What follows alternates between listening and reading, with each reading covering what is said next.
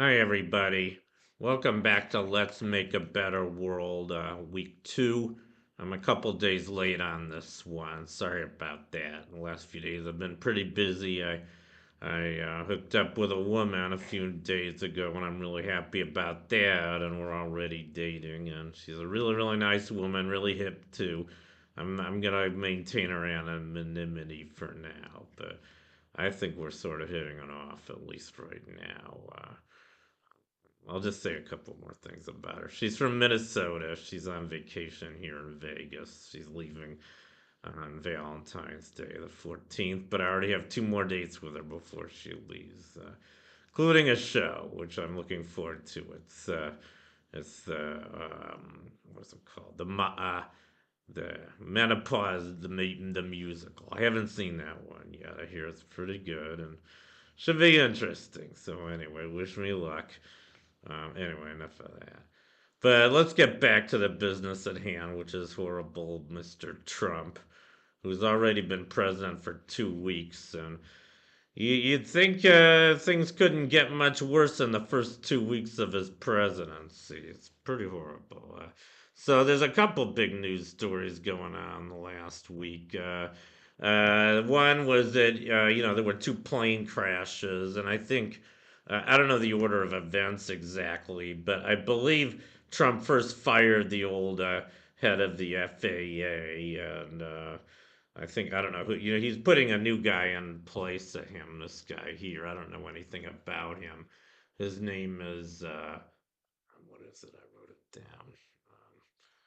I can't even find my notes. I guess I am kind of high, but he fired this new guy. I don't know anything about him. The picture on the left is a picture of the wreckage of the first plane crash, which happened on January 29th. And you know, I don't know how he plans on running the FAA. But the other thing that's really sick about this is he was blaming the accident. He blames everything bad happens on somebody. He was blaming the LA fires on the Californians, for being decadent or whatever shit he was giving them. And the same thing. Now he's blaming the wreckage of the plane crash on the too much diversity in the FAA. It's fucked up as hell. I mean, the guy is just racist out of his ass. I mean, yeah, they keep saying merit, not race, and all that shit. But you think the people he's put in the cabinet have any goddamn merit? The only merit they have is that they're buddies with him, and they're most of them are crooks, and they're all billionaires, and they're all just elitist assholes.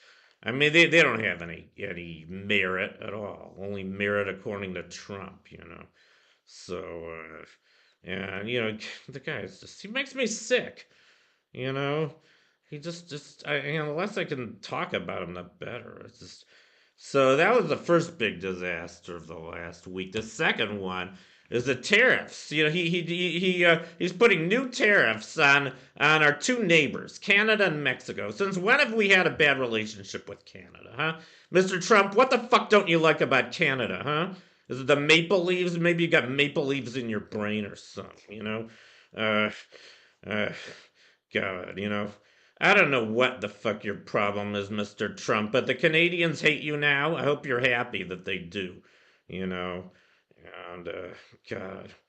Yeah, we already know he hated Mexico. He was trying to build a wall, with their border, but now he's tariffing it.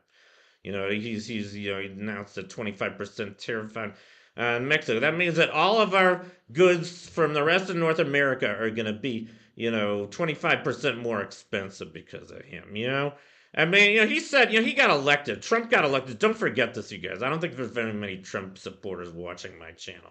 But in case you do straggle on, you should already feel sorry you voted for this asshole. I mean, I think the main reason he won was because a lot of people thought he was going to fix the economy. A lot of people thought he was going to bring down prices. He said he was going to bring down prices on day one. What has he done? Prices have gone up already because of these new tariffs. And, don't forget the egg prices doubled last week. I mean, that wasn't his fault. That was the bird flu.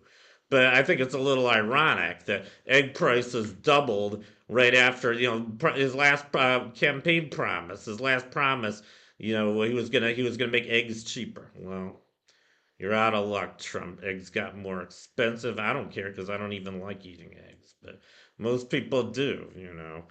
But I just hope enough Americans now are wiser to the fact that this guy lied to them, that he really didn't plan on bringing down prices. As a matter of fact, they're going up because of him. So don't forget that, you know. But anyway, I don't want to get too worked up about Trump, even though this is a Trump smokeout channel. I didn't even say anything about the song I'm featuring today, and I forgot to put I should have put a picture of the singles jacket. But the song I'm featuring, I really like this song. It's called Political Science. I forget what the rest of it's. Let's blow them up or something. But I think it's a funny song. I've only heard this a couple times. I'm not a big fan of Randy Newman, by the way. I mean, he's a little bit of a satirical. I don't know what he calls music, kind of satirical folk jazz or something. But he's had a few other songs I like. I do like the song "Short People." I'm short myself, by the way. I'm only 5'4". I got teased a lot when I was a kid. And when I first heard short people on the radio, I thought it was very funny. I was only 16 years old. Yeah, and the first lines are short people got no reason, short people got no reason, short people got no reason to live. And I could hardly believe it when I heard this on the radio. And it was like the attitude that these other kids had about me. They didn't like me because I was short, and they acted like they didn't feel like I had any reason to live. Well, guess what? I've got a lot of reasons to live right now. One of those reasons for bashing bullies like you guys were, as well as our president now. So that's my reason for living now. And I don't know. I mean, he had some other pretty good songs too. I think he had "You Can Leave Your Hat On" about a stripper, and I forget what else. But this song, "Political Science," I like. It's a very satirical song. He's talking about how we should just drop the big one. I think it's "Let's Drop the Big One." They're saying, well, why don't we just nuke every other country in the world because they hate us anyway? And we might as well benefit from, having the whole world instead of just, our little piece of North America here. Obviously, it's a very satirical song, but they featured at the end of a really excellent movie called Blast from the Past, which I just watched a few nights ago. I love that movie. I'm not going to give away any of the plot, but it does center around. Actually, centers around the Cuban Missile Crisis. I'm not going to say any more about it than that, but really good movie. I would recommend it. And I thought it was probably appropriate for now. I mean, we don't know what's going to happen while he's president. I wouldn't be surprised if he does drop the big one. He already said in 2015 we got all these nuclear weapons. Why don't we use them? So I don't know what he's going to do. But let's just hope we survive. And, even if we don't have a nuclear war, we could it still might be not be safe to fly because of how he's running the FAA now. That would be really unfortunate because I really love to travel. As a matter of fact, I have several travel plans, already on the back burner, and they do require flying. And I don't want to crash. But anyway, enough of that. But I guess that's pretty much all I have to say about this week. And anyway, thank you for watching. Let's make a better world. I always try to end with a hopeful slide at the end. So this is a plane taking off safely. Let's hope we continue to have them. And safe travels, everybody. And I'll see you guys next week. Bye.